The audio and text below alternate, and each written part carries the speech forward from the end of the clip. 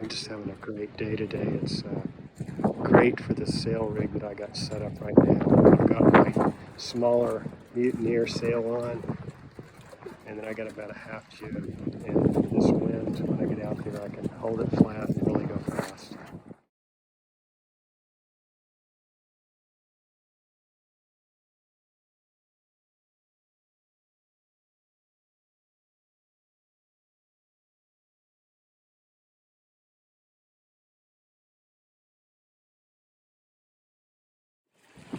And I got on the water about 2:45, and I've been sailing till now, and I'm going to keep sailing. I'm doing a broad reach right now in waves that are just kind of nice. This is just actually mellow. I'm enjoying this. I got a tack here in a minute or jibe. That's what's so cool is I can jibe in this, which is really nice. I think the neat thing about sailing a boat that, you know, has a little more sail area than you need and probably a little bit more, you know, physical. It's just, you're right up to the task of sailing it. But when the wind gets to be too much, you have to adjust everything you can and hang on and hike out. And then, you know, it gets to the point that you need to reef. And, you know, that's fine. You still got your longer boat length. I like a boat with 18 feet, you know, any shorter and just, I don't know. I like the stretch that it has in wave sets. And I don't mind being overpowered as long as I know I can get off and, you know, I can do things to help that.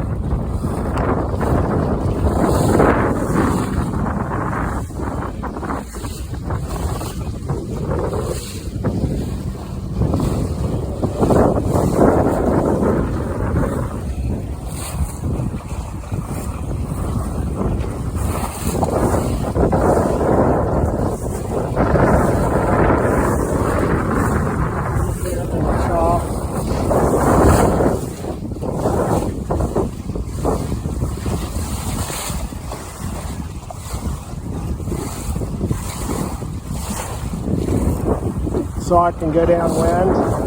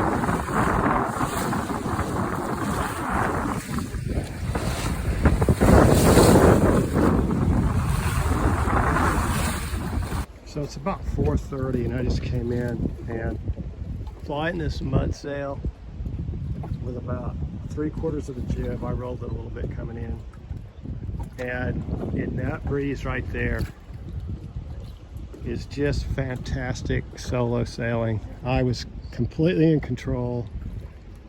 You know, I could go upwind, I could go downwind, I was jiving until about 3:30. So about an hour ago I was still just jiving, and then I think the last couple of switches I made, tacks, were chicken jibes where I would come up and come around. But they've got enough. The windsurfers, like that windsurfer out there with the red sail was moving well. He's a really good windsurfer. He's eking out really good speed out of this wind, which I'm not sure what it is. It's like perfect. I could almost see having a set of sails made that size of this mutt sail, and then actually get a smaller jib that almost self-tacks. And this thing, I'd have a taller. I'd probably have it go up a little higher and even it out a little bit, but just cut the sail area that much, just because I don't really need it. It's nice because it auto tacks. I don't have to do a lot. I can just almost let it just flop over and get on the new tack, straighten up the rudder real quick. It's almost like laser sailing, but you do have a head sail. But I just wish that the head sail, the luff, was a wire instead of this thick, rolled, furled, which is not ideal. I mean, a furled jib is not good for performance. But, when you're handling a boat like this alone, you do that stuff. Especially coming into the dock, we've still got some moss bloom here that can grab your rudder and stuff like that. But no, this was just fantastic. So, and that's the thing, that's my point about a boat, a dinghy, a big dinghy, that's really for 2 people, even 3. When you're sailing it solo, I like how you're just up to it. You're just barely up to the task of sailing this much sail area, especially full rig, everything out. That is a lot. I mean, it's just physically hard to hold down and flatten the boat. So with this, what I love about it is you still have the length of a longer boat, which is great for crossing wave sets and all that. You've got more waterline length, which is more speed. That's well known. And with smaller sails, I can bring the main end closer. I can bring it in more to center line. I can auto tack this jib. I mean, it practically just tacks itself. So it's really fast to tack and take off again. And when I mean take off, I'm planing. I'm hitting hull speed really quick. And then downwind, I don't know what I'm doing. I was doing some pretty good speeds downwind. I need to get some sort of speed instrument. So awesome day. Not too much wind. I mean, this is just white capping. The wave buildup's not bad, which is helpful. Smaller waves, more speed in a dinghy for the most part, unless you're surfing them. That's the fun, you know. If they get big and you're downwind, they're actually fun when they're larger to a certain point. So fun stuff. And it's what I love about the gorge. I mean, it really tests you sometimes. I mean, when I went up to Cascade Locks, the river is narrower up there, and I was getting some Bernoulli effects. I mean, I was getting some acceleration of the wind, no doubt. Even then, I would just sheet out, hike out like heck, and just fly. And bearing off was pretty good too. That was another option. You can always feather, but to bear off and take off is pretty nice too. And again, with smaller sail area, you feel more comfortable doing that. You know, with more sail area, you're sheeted out more, and you're just, you know, gusts are a bigger deal. You know, you're having to do more. You know, you're trying to feather more in a big gust, and then, you know, it takes longer to, you know, you're not moving as fast when you take off again. This, I'm moving fast, you know, on all maneuvers. So awesome.